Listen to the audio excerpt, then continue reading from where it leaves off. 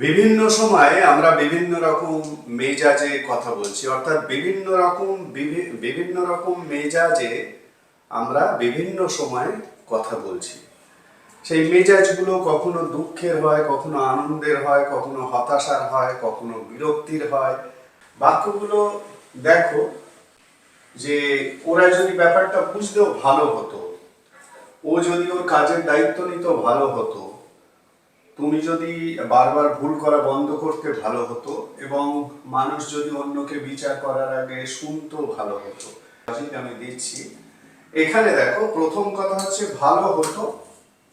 এই ভালো হতো কথাটাকে যখনই তোমরা দেখছো, তোমরা ভাবছো যে এটাকে ইট উড বি বেটার বা ইট উড বি গুড, এইভাবে বলা যাবে। এখন এখানে যে মেজাজটা, সেটা হচ্ছে বিরক্তি এবং হতাশা।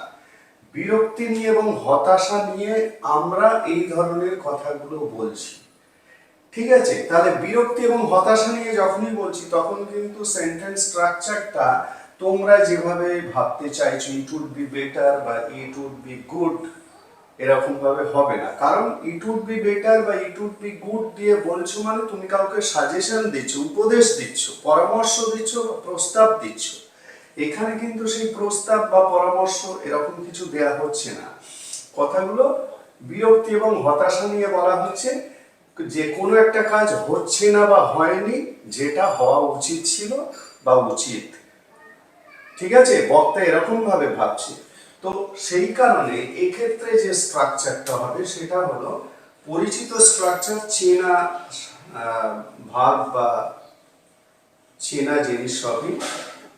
আই উইশ, যেহেতু কথাগুলো আমি বলছি মানে আমার ইচ্ছে বা আমার ভালো লাগা থেকে বলছি, তাহলে I wish plus subject plus would. এই যে এখানে উড ব্যবহারটা কিন্তু খুব vital. Would plus verb one, ঠিক আছে? এইটা হলো আসল সেন্টেন্স স্ট্রাকচার, যে স্ট্রাকচার অনুযায়ী এই বাক্যগুলোকে তৈরি করতে হবে। তাহলে এই ধরনের স্ট্রাকচারটা তোমাদের কাছে নতুন হলেও হতে পারে, অনেকের কাছে নতুন নাও হতে পারে। তবে এই ধরনের স্ট্রাকচারটা ব্যবহার হবে তখনই যখন বিরক্তি এবং হতাশা নিয়ে তোমরা কিছু এরকম বলছো, যেখানে আপাতভাবে মনে হচ্ছে যেন সাজেশন দেয়া হচ্ছে, মানে প্রস্তাব দেয়া হচ্ছে। তো তোমরা যদি সাজেশন বা প্রস্তাব দাও, তখন বাক্যগুলো এইরকমই হয়। তখন বাক্যগুলোকে আমরা এইভাবে বলবো, মানে এইভাবে বলার চেষ্টা করি, ঠিক আছে? It would be better, it would be better বা good plus subject plus verb two, ঠিক আছে? এইরকম ভাবে আমরা কিন্তু তখন বলি, ঠিক আছে?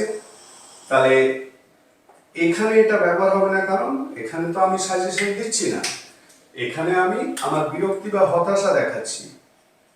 তাহলে এই স্ট্রাকচারটা আমরা ব্যবহার করব না, ঠিক আছে? কেটে দিলাম এই স্ট্রাকচারটা। কোন স্ট্রাকচারটা ব্যবহার হবে? এই স্ট্রাকচার। তাহলে আমি শুরু করি। তুমি যদি একই ভুল করা বন্ধ করতে ভালো হতো, তাহলে আই উইশ মানে আমার একটা ডেজায়ার বা আকাঙ্ক্ষা বা ইচ্ছে বা আশা, যেটা পূরণ হয়নি, সেই কারণেই উইশ আসছে, ঠিক আছে? উইশ ভার্বটাকে এই অর্থেই আমরা ব্যবহার করি। তাহলে আই উইশ, তুমি, ইউ, এবারে এই গঠন অনুযায়ী ইউ কি বসবে? এবারে উড, ইউ উড। এখানে মেন ভার্ব কি আছে? বন্ধ করা। তার মানে ইউ উড স্টপ বা ইউ উড, হ্যাঁ, ইউ উড স্টপ, তুমি বন্ধ করতে একই ভুল বারবার করা, মানে repeating. You would stop repeating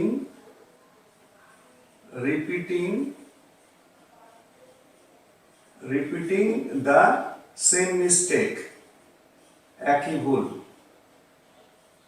same mistake. বোঝা গেল? তাহলে এখন থেকে এই ধরনের বাক্যগুলো কিভাবে বলবে? যেখানে হতাশা এবং বিরক্তি নিয়ে বলছো, তাহলে I wish you would stop repeating the same mistake. সেন্টেন্সগুলো একটু বড়, কিন্তু আপাতভাবে বড় হলেও তোমাদের বিষয়টা শেখার, সেটা ইংরেজি বলো বা লেখো যে কোনো জায়গায়, যদি তোমাদের ব্যাকগ্রাউন্ডে এই ধরনের মেজাজ থাকে।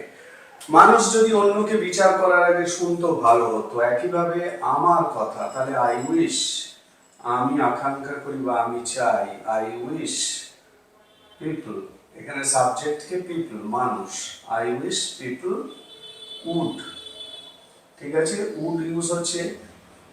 তো উডকে এখানে যে ইউজ করা হচ্ছে এটাও একটা উডের একটা ইউজেজ বলতে পারো। আই উইশ পিপল উড, শুনতো, people would listen, people would listen অন্যকে বিচার করার আগে, বিফোর, বিফোর জাজিং, বিচার করা, বিচার করার আগে, বিফোর জাজিং আদার্স, অন্যকে বা অন্যদেরকে, ঠিক আছে। তাহলে I wish people would listen before, before জাজিং আদার্স, অন্যকে বিচার করার আগে যদি শুনতো, ঠিক আছে।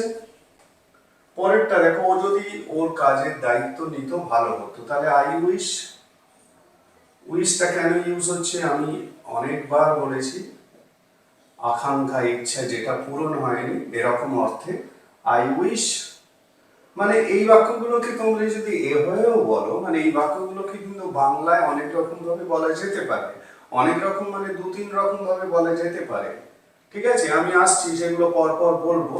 ভিডিওটা থেকে আশা করি তোমরা ইনফরমেশন পাবে, বুঝতে পারবে যে বাংলা বাক্য কত রকমের হলে এই ধরনের স্ট্রাকচার ব্যবহার করে বলা যায়। আই উইশ, ওর কাজের দায়িত্ব ও নিত, তার মানে I wish he would, I wish he would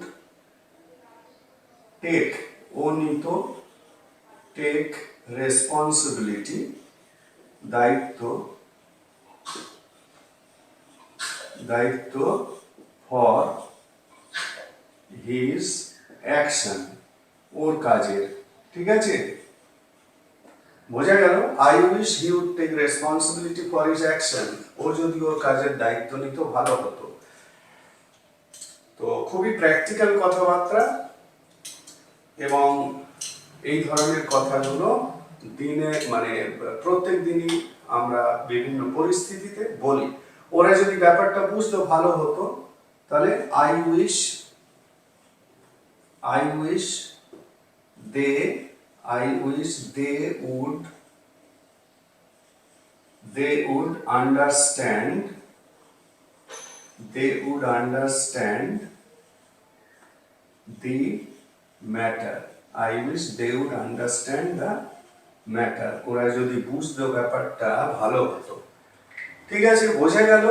আবার দেখো, এটাকে যদি এমফ্যাটিক ওয়েতে বলো, মানে জোর দিয়ে, বাক্যটার উপর জোর দিয়ে যদি বলো, এই বাক্যটায় কি দাঁড়াবে তখন, আমি চাই, আই উইশ ও এরকম ভুল করা বন্ধ করুক, আমি চাই ও এইরকম ভুল করা বন্ধ করুক, আমি চাই মানুষ আগে শুনুক অন্যের বিচার করার আগে, আমি চাই ও নিজের, ওর কাজের দায়িত্ব নিক, আমি চাই ওরা ব্যাপারটা বুঝুক, ঠিক আছে।